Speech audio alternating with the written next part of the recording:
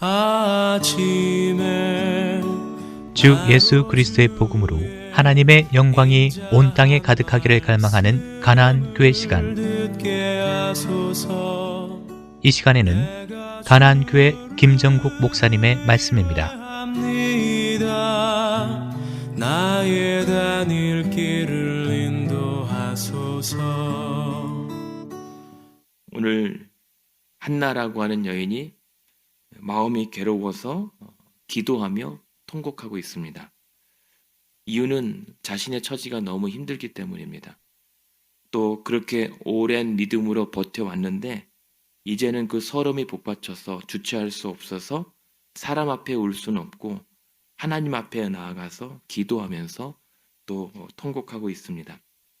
그것이 어쩌면 우리가 이 아침마다 나와서 기도하는 우리 모든 성도들의 마음일 수도 있겠습니다.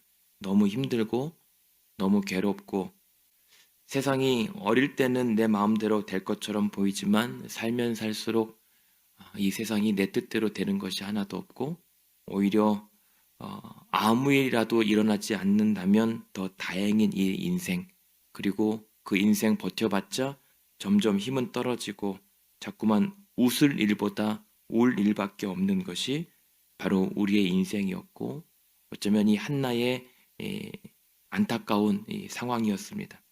잘 아시는 것처럼 1장 2절에 보면은 이 한나가 울 수밖에 없었던 이유는 한나에게는 자식이 없었기 때문입니다. 이 당시에 한나가 아이를 갖지 못했다라고 하는 것은 그냥 오늘날 우리가 생각하는 것 이상의 이 서름과 또 비참한 이 현실이었습니다. 그러나 이 남편 엘가나가 한나에게는 그러나 더 이상의 예물로 갑절을 주어서 그를 사랑하고 위로했습니다.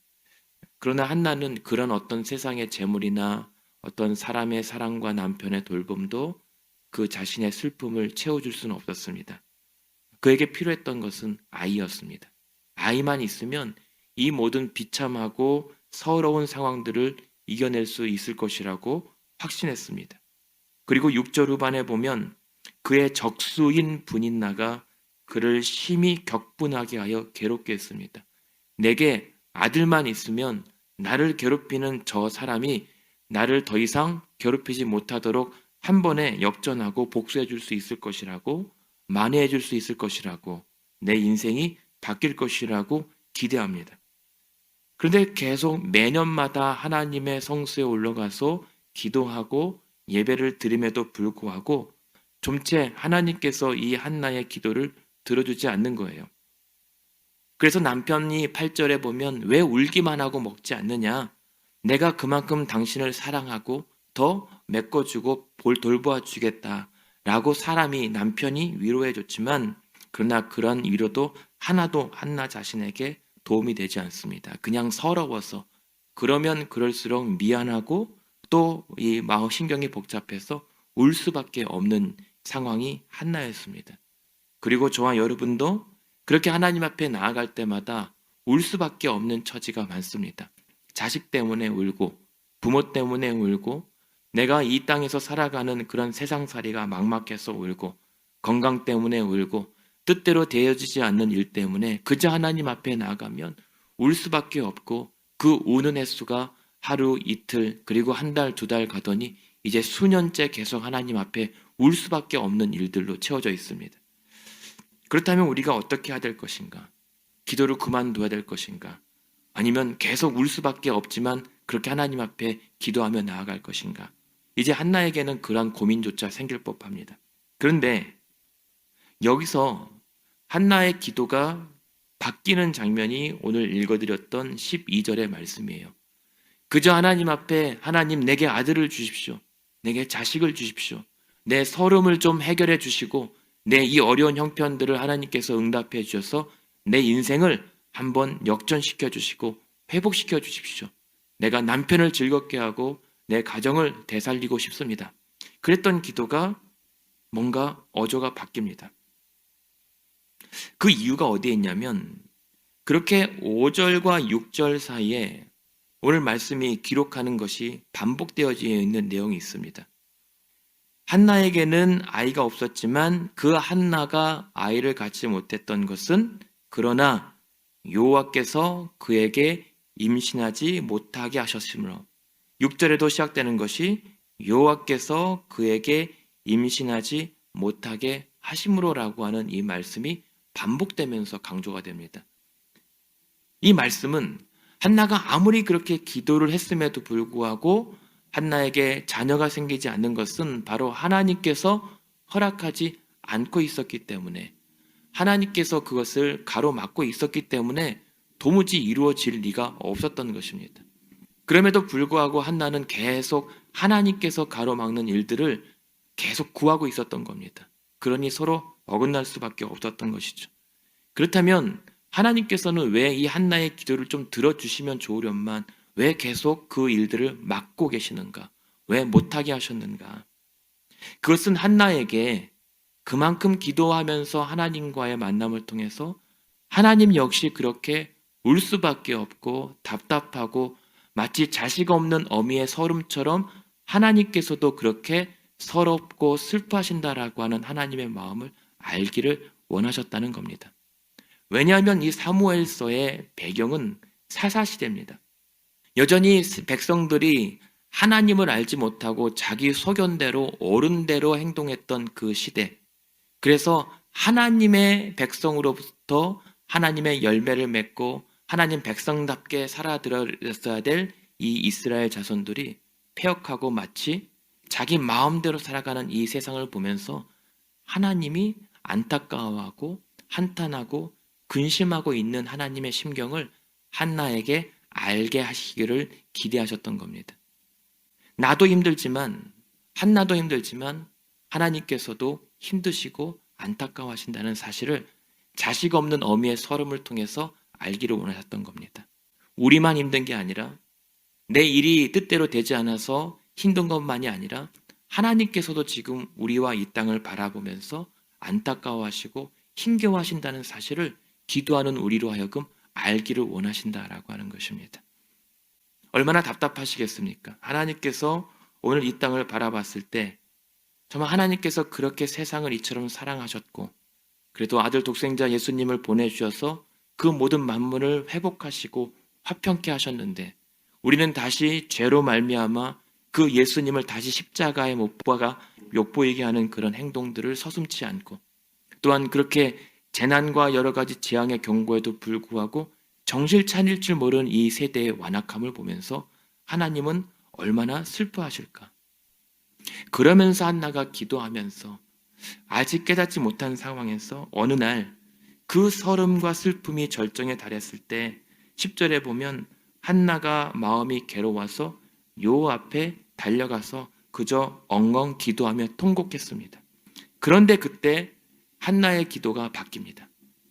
11절에 보면 그저 자식만 주시라고 내 문제만 해결해 주시라고 매달렸던 기도가 이제 하나님의 뜻을 구하는 기도로 바뀌게 됩니다.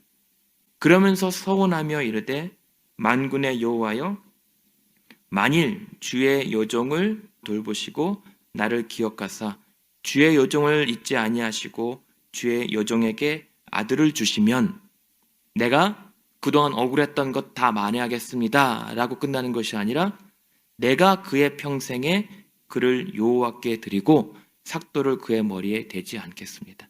내가 주의 뜻을 쫓겠습니다. 주를 위하여 그 일들을 감당하겠습니다 라고 하는 서원 기도로 바뀌게 된 것입니다. 그것이 저와 여러분의 오늘 이 아침 기도의 변화이기를 원합니다. 물론 그렇게 기도하고 계시겠지만 나의 일들을 위하여 구했던 기도가 그러나 오늘 그의 뜻대로 구하게는 그 기도에 하나님께서 모든 것을 들으시고 이루어주시기를 원합니다. 그랬을 때 하나님께서 그렇게 매년마다 구했던 기도에 응답하지 아니하시다가 여호와께서 그를 생각하신지라 한나가 임신하고 때가 이름에 아들을 낳아 사무엘이라 이름하였다라고 하는 것입니다. 그렇게 우리의 뜻대로 구했던 기도가 아니라 하나님의 뜻을 위하여 구한 여러분의 기도에 하나님께서 이러한 기도에 응답을 주시기를 원합니다.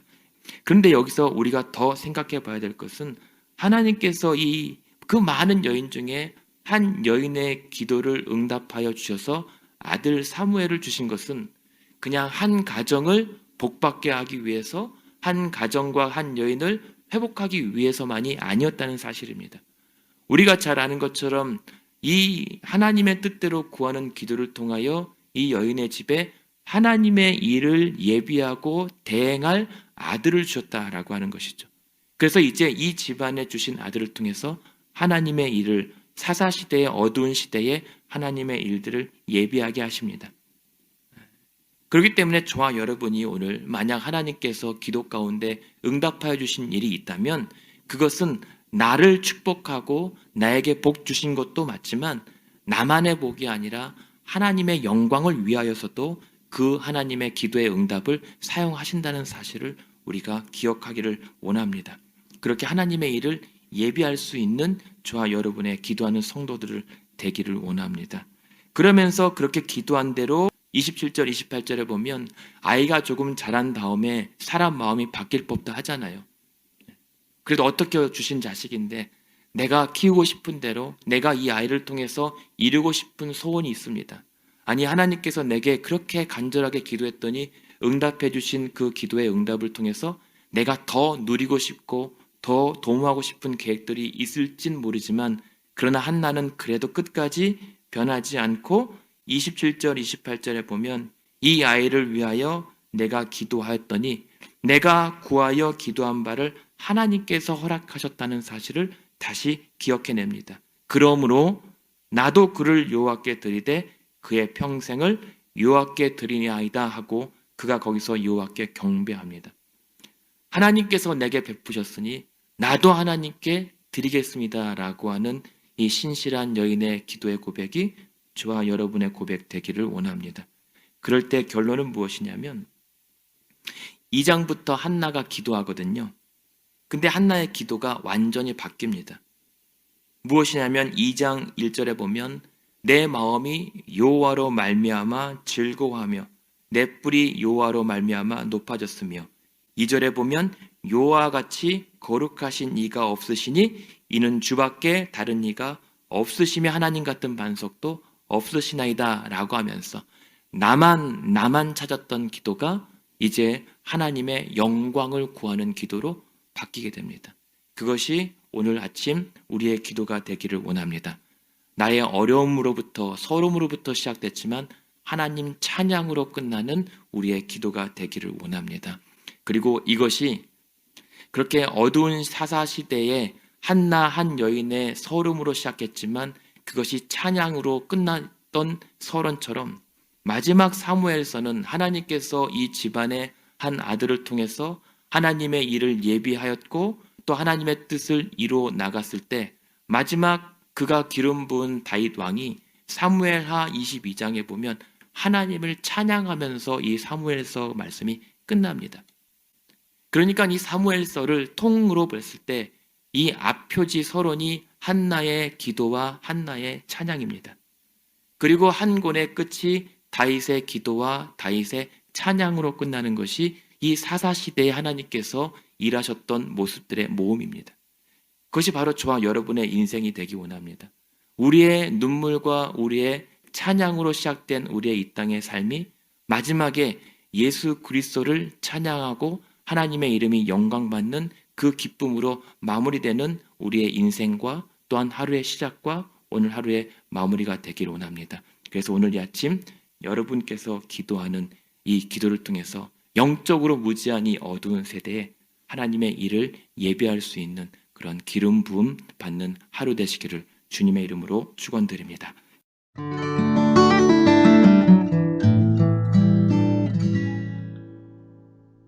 아침에 나로 지금까지 가나안교회를 담임하시는 김정국 목사님의 말씀이었습니다. 가나안교회는 1255 밀워키 애비뉴 글렌비에 위치해 있으며 신앙상담이나 교회 관한 자세한 문의는 전화 224-735-2346 735-2346번으로 연락주시기 바랍니다. 인자한 말씀을 듣게 하소서. 하소서.